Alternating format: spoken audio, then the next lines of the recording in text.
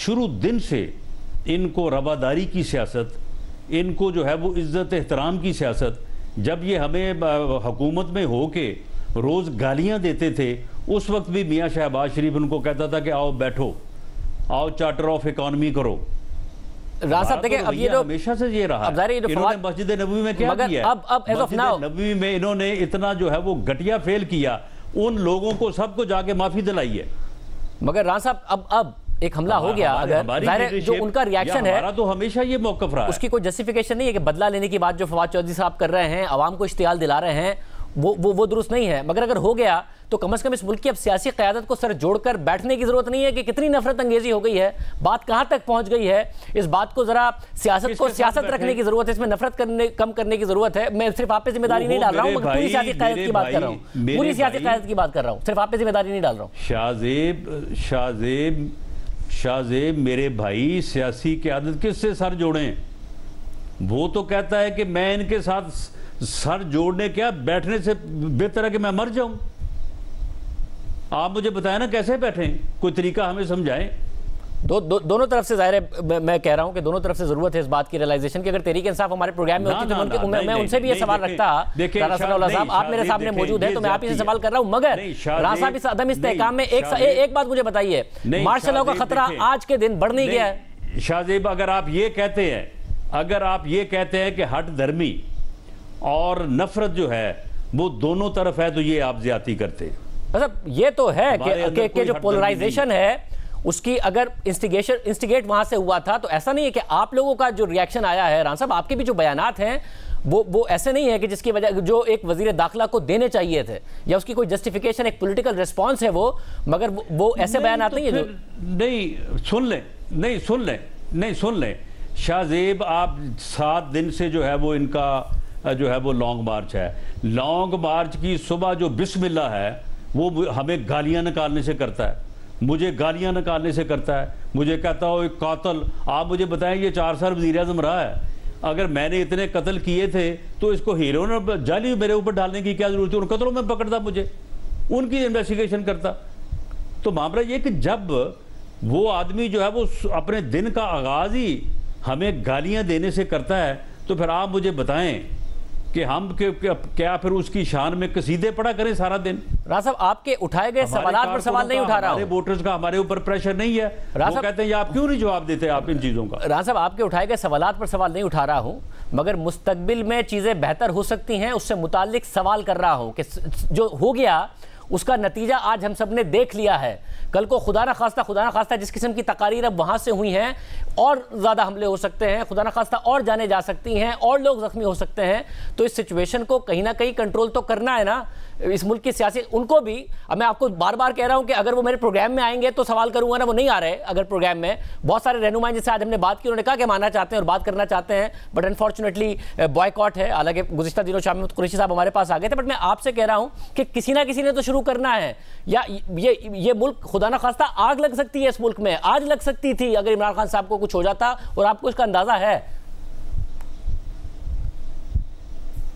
नहीं, फिर अब शाहजेब अगर मैं ये कहूँगा तो फिर आप वो पहले वाली बात जो है वो फिर मेरे ज़ुम्मे लगाएंगे। वो इसका तो मकसद ही आग लगाना है। ये तो इस एजेंडे पे काम कर रहा है कि इसने इस मुल्क में आग लगानी है। हमें तो वो समझता है कि हमारे साथ तो ना उसने बैठना है ना हमारे साथ बात करनी है, और जिनके साथ वो बैठना चाहता है उनको भी गालियाँ निकालता है, उनको भी कहता है कि जो मैं कह रहा हूँ वो करो, वो करने को तैयार नहीं है। तो अब आप मुझे बताएं ना कि इसका फिर हल किस तरह से निकले, कोई उसका रास्ता अगर आप समझते हैं कि अगर रास्ता नहीं है, कोई आपके सामने है, अगर रास्ता नहीं है, आप हमें सुझाई दें। तो अगर इस मुल्क की सियासी लीडरशिप रास्ता नहीं निकाल सकती है, तो आपको नहीं लग रहा आज के वाक़े के बाद मार्शल लॉ का खतरा इस मुल्क में बढ़ सकता है?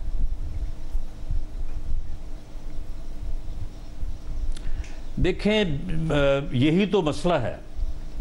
अगर मार्शल लॉ लगाने वाले उसी बात पे होते जिस बात पे आज से 70 साल पहले जो वाक़यात होते रहे हैं, तो ये मार्शल लॉ जो है ये पिछले 6 माह में मेरा ख्याल है कम से कम 5 मरतबा जो है वो लग सकता था।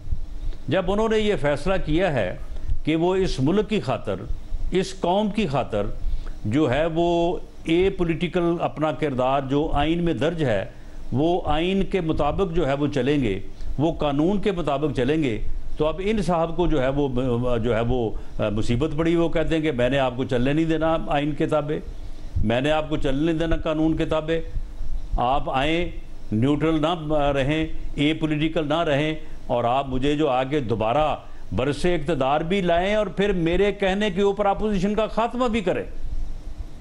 यानी सिर्फ इक़्तिदार में नहीं आना, अपोजिशन को जो है वो बिल्कुल सफ़ाए हस्ती से मिटाना है।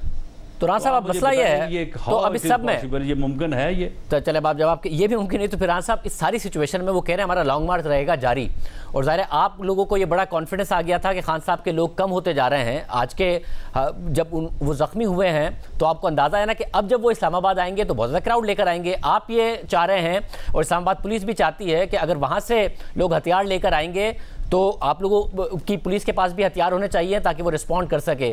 तो एक इस किस्म का अनफॉर्चुनेट वाकया आपको पता है ना उससे क्या हो सकता है, अगर कोई शरारत भी करना चाहे तो क्या हो सकता है अगर वहां पर भी हथियार हो, पुलिस के पास भी हथियार हो, और किस किस्म की एनार्की क्रिएट हो सकती है अब लॉन्ग मार्च के बाद?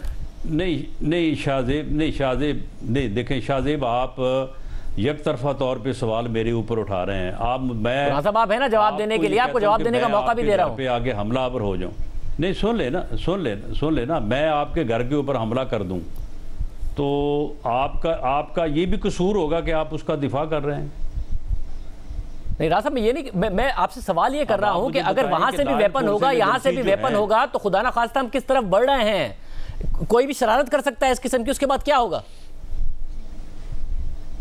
और नहीं तो फिर ये बात जो हमलावर है वो जवाब दे ना। तो ऐसा फिर प्रिसाइजली मैं कह रहा हूं ना, मार्शल लॉ का खतरा कहीं ना कहीं बढ़ नहीं रहा है इस मुल्क में, क्योंकि जवाब नहीं है। मार्शल लॉ का खतरा खुदा ना खास्ता बढ़ नहीं रहा है इस मुल्क में।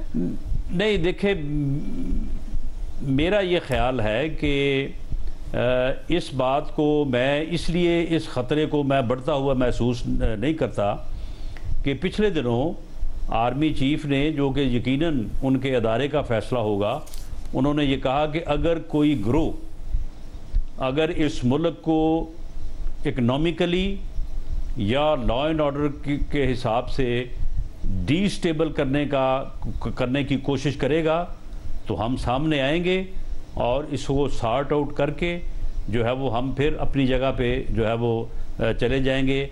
हम किसी सूरत मुल्क को गैर मुस्तहकम करने की किसी ग्रोह को, ना किसी सियासी ग्रोह को और ना किसी दूसरे ग्रोह को इजाज़त नहीं देंगे। इसलिए मेरा ये ख्याल है कि इंस्टीट्यूशन ने, अदारे ने जो फ़ैसला किया है वो अपने फ़ैसले पे कायम रहते हुए जो है वो इस मुल्क का तहफ़्फ़ुज़ जो है वो करेंगे, और इस किस्म की अनारकी और इस किस्म की अफरा तफरी फैलाने वाला वो कोई भी ग्रोह हो, उस ग्रोह को जो है वो सॉर्ट आउट करेंगे। और नए आर्मी चीफ का ऐलान 26-27 तारीख को जाके करेंगे? नहीं, ये तो खैर आर्मी की लीडरशिप और वज़ीर-ए-आज़म पाकिस्तान के दरमियान मामला है, और मेरा ख्याल है कि नवंबर का जो फर्स्ट वीक है उसके बाद टाइम जो है वो रेलेवेंट है। वो ये मामला किसी वक्त भी हो सकता है, लेकिन ये पहले कोई इसकी जो है वो पब्लिसिटी करके तो नहीं होगा। एक दिन होगा जिस दिन आपको और हमें जो है ये खबर मिलेगी कि ये फ़ैसला हो गया है।